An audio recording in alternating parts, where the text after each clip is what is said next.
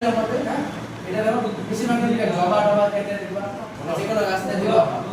হ্যাঁ সব ক্ষেত্রে কিন্তু হয় না সব যে প্রাণী ইয়েতে মানে উদ্ভিদে হয় না যে গোলাপ জবা এই সব উদ্ভিদের ক্ষেত্রে আমে অবশ্যই আছে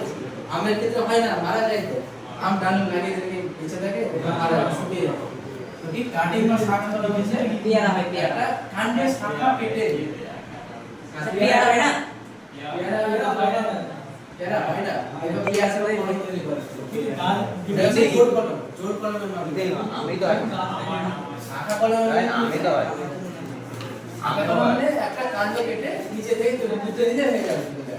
আর কিছু লাগে না এটা কেটে দিলে তুলে দিলে হয়ে যাবে গোলাপ আম পেয়ারা শাখা কলম একটা শাখা কলম তৈরি হয় স্যার আমি হয়তো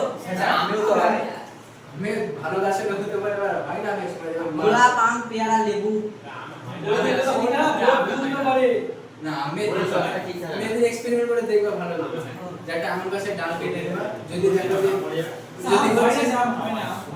কিন্তু বেশি হবে একটা ডাল কেটে দিলে দেখে তো মারা যাবে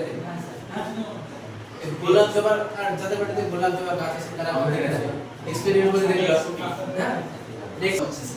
আর এটা কি গ্রাফটিং বা জোড় করো জোড় মানে কি একটা ডাল আছে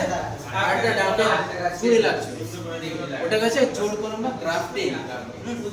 ইংরেজিতে কাছে গ্রাফটিং এটাকে একই প্রজাতির হতে হয় দুটো আম গাছের মধ্যে দুটো আম গাছ লাগিয়ে হয় আমার একটাতে দেখবা তুমি এটা দেখতে পারো যে একটা আম গাছের মধ্যে দেখবা জামল হচ্ছে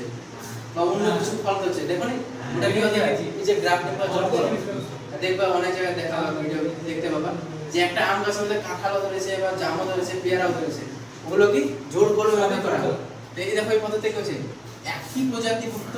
দুটি ভিন্ন ধরনের শাখা জড়ানো না এটা গ্রাফটিং বলা হয় হ্যাঁ এখানে বলা আছে যে একই প্রজাতিভুক্ত লিখেছে এটা দুটো আম গাছের মধ্যে হতে পারে হ্যাঁ তো একই প্রজাতিভুক্ত দুটি ভিন্ন উদ্ভিদে এখানে একটা আম গাছ ছিল এখানে একটা আম গাছ আছে তো একটা ডাল আছে আর একটা গাছের ডাল আছে এই আম গাছটা ধরো ভালো এই ধরো 100টা ফল উৎপাদন করে